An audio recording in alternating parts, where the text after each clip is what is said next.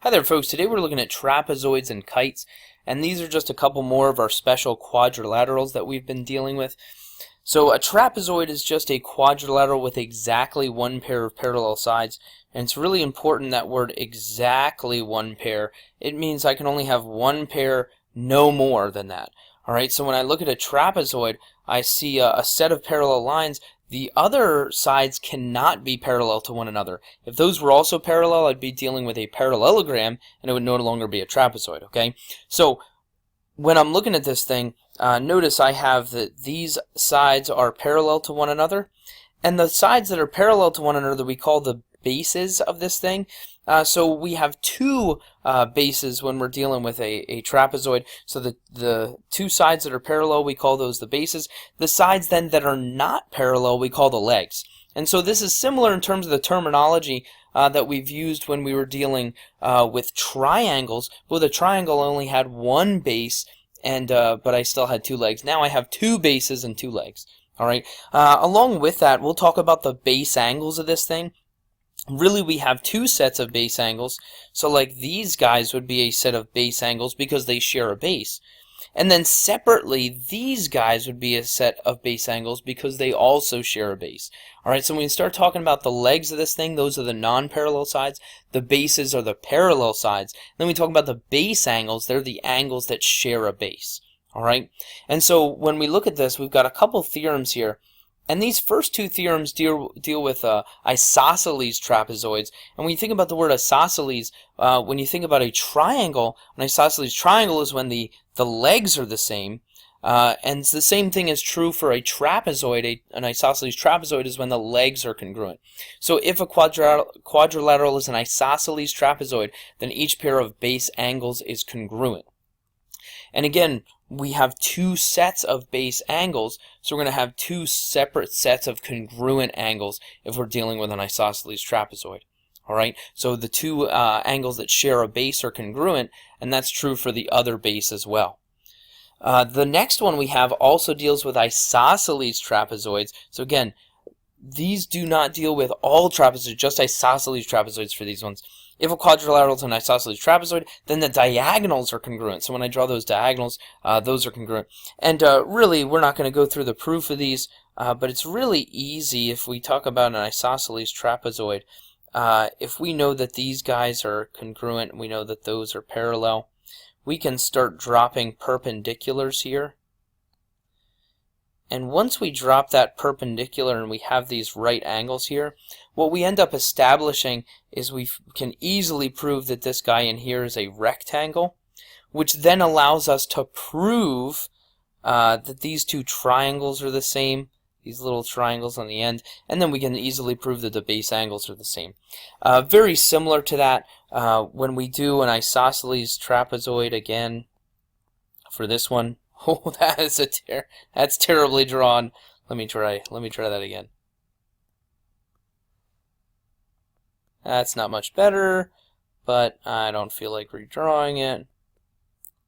So if we were dealing with another isosceles trapezoid, again, if we were to establish these diagonals,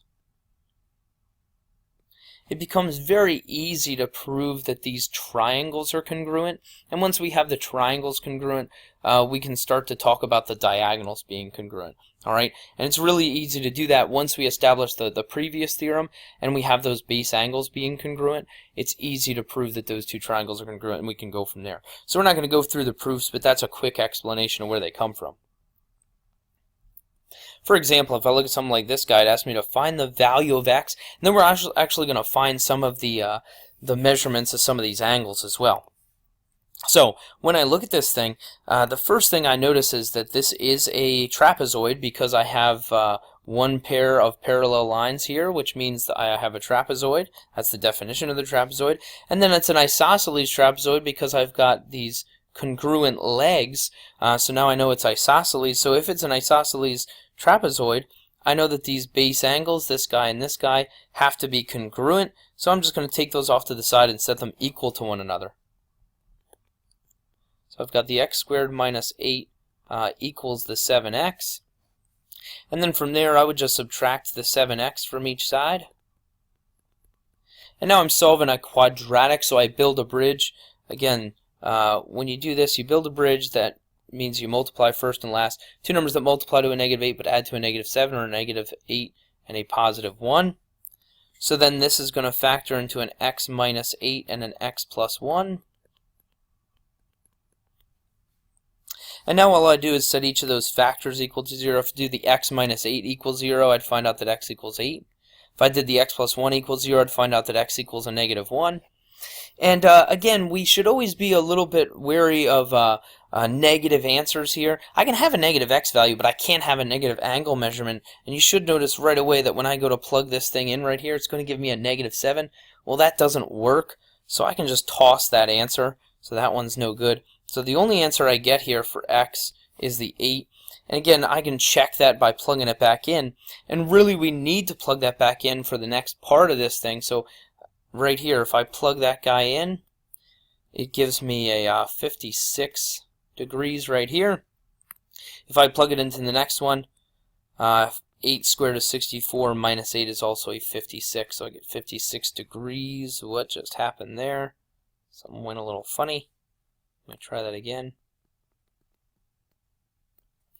And so what I see here is that those base angles are congruent, but then it asked me to find the measure of angle B and angle C.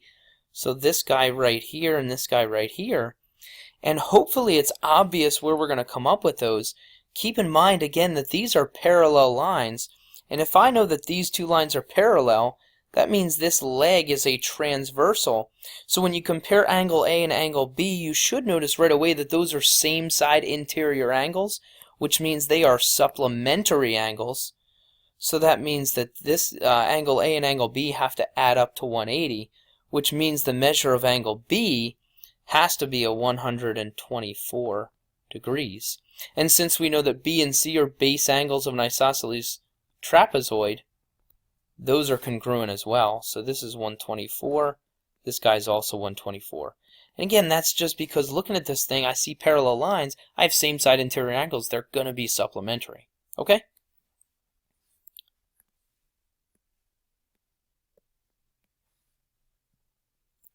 If I look at the next one, it tells me that BD is 3D plus 9 and CA is 7D minus 7, and I want to find the length of AC. And once again, I have a trapezoid because I have one pair of parallel sides. It's an isosceles trapezoid because the legs are congruent. And so if I have an isosceles trapezoid, it means the diagonals are the same, and that's what they've given me here. They've given me the lengths of the diagonals, so I can just set those equal to one another. So 3D plus 9 equals the 7D minus 7. And now I can solve this thing. I end up with a 4D equals a 16. I divide each side, and I find that D equals 4. But that doesn't answer the question. It asks me what the measure of AC was. So I have to plug this back in, and I can plug it into either one. I'll just plug it into this guy right here. So I have 7 times 4 minus 7, which is going to be a 28 minus 7. So that's 21. So now I know that the length of AC is 21, and that's it. Okay? The last theorem we have for trapezoids, and this one applies to all trapezoids. This isn't just isosceles trapezoids this time. So, and this one actually has a special name, Trapezoid Midsegment Theorem. If you remember, a midsegment connects the midpoints of the two legs, and we've dealt with mid-segments in terms of triangles before. This is going to be pretty much the same thing. It connects the midpoints of the legs of the trapezoid this time. So if a quadrilateral is a trapezoid, then the mid-segment is parallel to the bases, so that's one of the things that it establishes, and the length of the mid-segment is half the sum of the lengths of the bases. And so we get two things here. So when I draw the midsegment, when I connect those midpoints of the legs, that midsegment's going to be parallel to the bases. So I'm going to have a third parallel line here. But also, if we want to find the length of that thing, it's half the sum of the bases. All right? It's almost like the average of the bases. We add them together and divide by 2. So here it is in kind of a diagram form. So we can see that I'm connecting the midpoints here because these pieces are congruent. Same thing on the other side. I've got the midpoint there, so I'm connecting the midpoints. That line that's in the middle there, the one in green, that's my mid-segment. It's parallel to the two bases, which I've called B sub 1 and B sub 2. And then establishing the length of that thing is this guy right here. And that's what the second piece of that theorem is saying. It's saying, hey, if I add those together and then divide by 2 or add them together and multiply by 1/2, that gives me the length of the midsegment. Okay?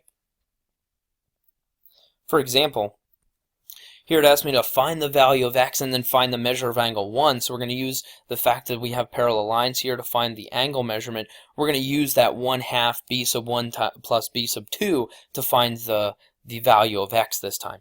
So when I look at this guy, first of all, let's find x. So the midsegment is just going to be 1/2 the sum of the bases. So it's going to be 1/2, or x is going to equal 1/2 b sub 1 plus b sub 2, which is the 15 plus the, what in the world is going on there? My marker's changing color mid-sentence, or mid mark there. So I just add those together. So it's like I'm adding together and dividing by 2. It's the average of these things. And now I just have to simplify this guy a little bit. That gives me a 22. 22 times 1/2 is an 11. And that's it. So that's the value of x. And then in terms of finding angle 1 here, the thing that I have to understand is the midsegment is parallel to the bases, so this line is also parallel. So when I look at the 115 degrees and angle 1, I just have to establish what kind of angles those are, and those are corresponding angles, and I know that corresponding angles of parallel lines are congruent, so the measure of angle 1 is also going to be 115 degrees because those are corresponding angles. If I look at the next one, I'm going to do the same kind of thing, except this time I'm given the midsegment as 20. I want to find the other guy. Well, how can I know for sure that this is a trapezoid? Well, I could kind of think of this in terms of parallel lines, and really it's easy to establish that this thing has to be a trapezoid and that this guy has to be parallel to this thing. So I now know that this thing is the midsegment. I know that the other line is parallel.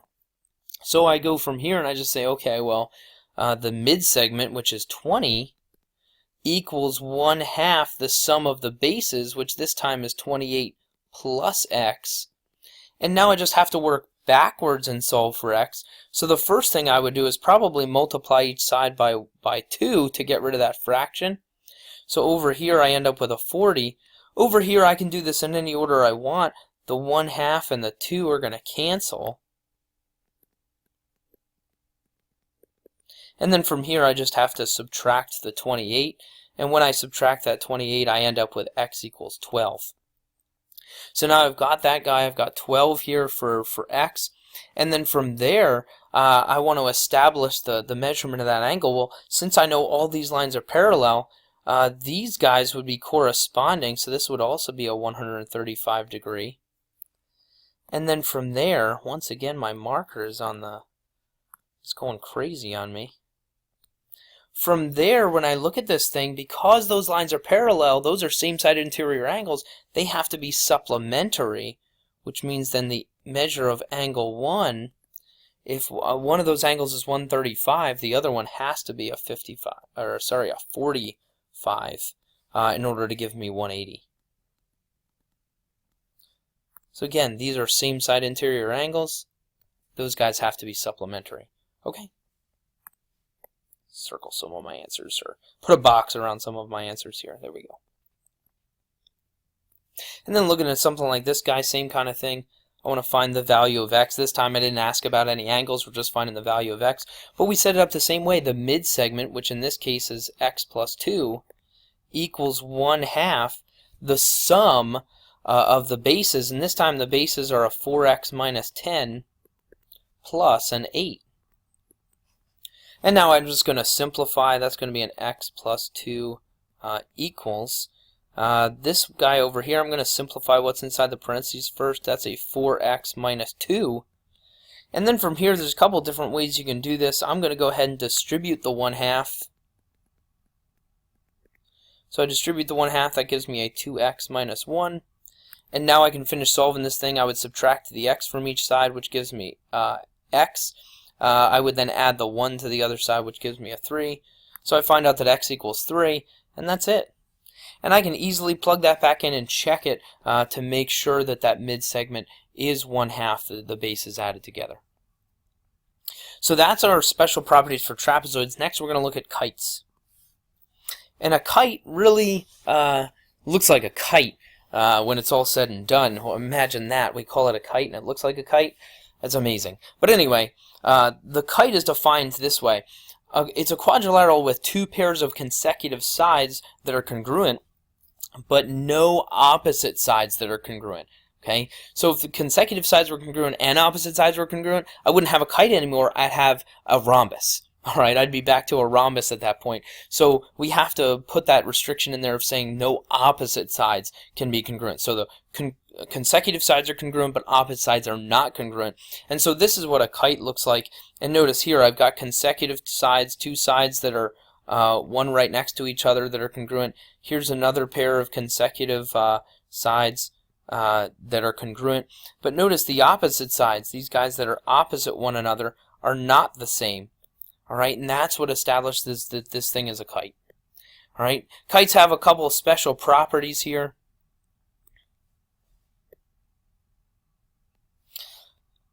The only one we're really going to look at today is this one right here. It says if a quadrilateral is a kite, then the diagonals are perpendicular. And really that's the only one we need. We can establish a lot of other things from there, but once we know that, it's pretty easy to establish some other things and prove some other things. And the way this works, really, again, we're not going to do the proof here today. I'm going to get away from these a little bit, but if I have these diagonals running through here,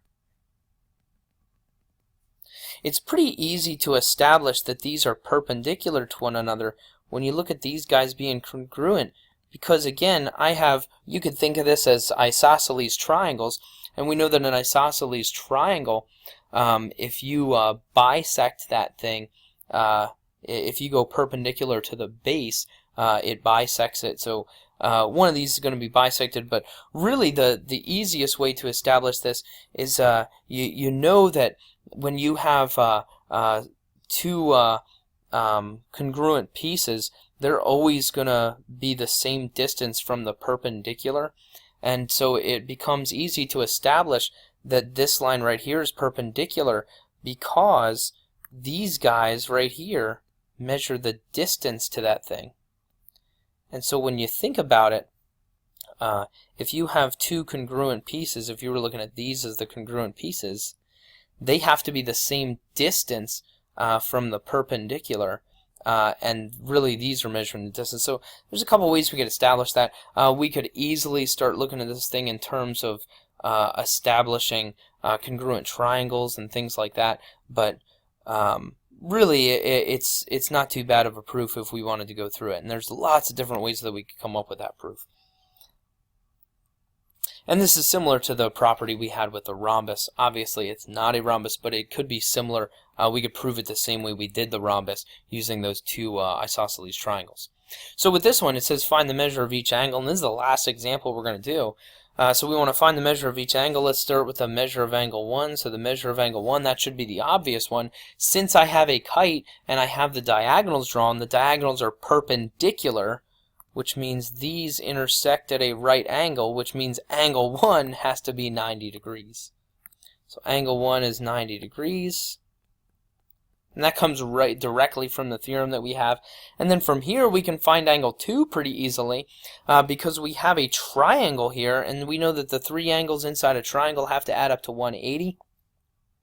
So if we know that angle 1 is 90 degrees, we know that the angle that's labeled as 52 degrees, we know that the last angle, angle 2, has to be 38 degrees.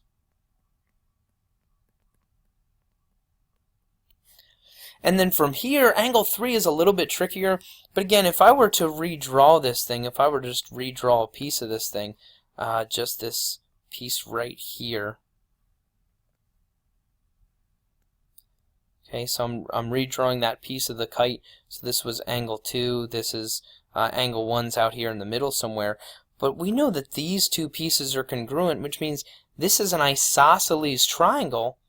So now what we automatically know is this guy right here, this angle, is the same as angle 2, so that one's 38 degrees.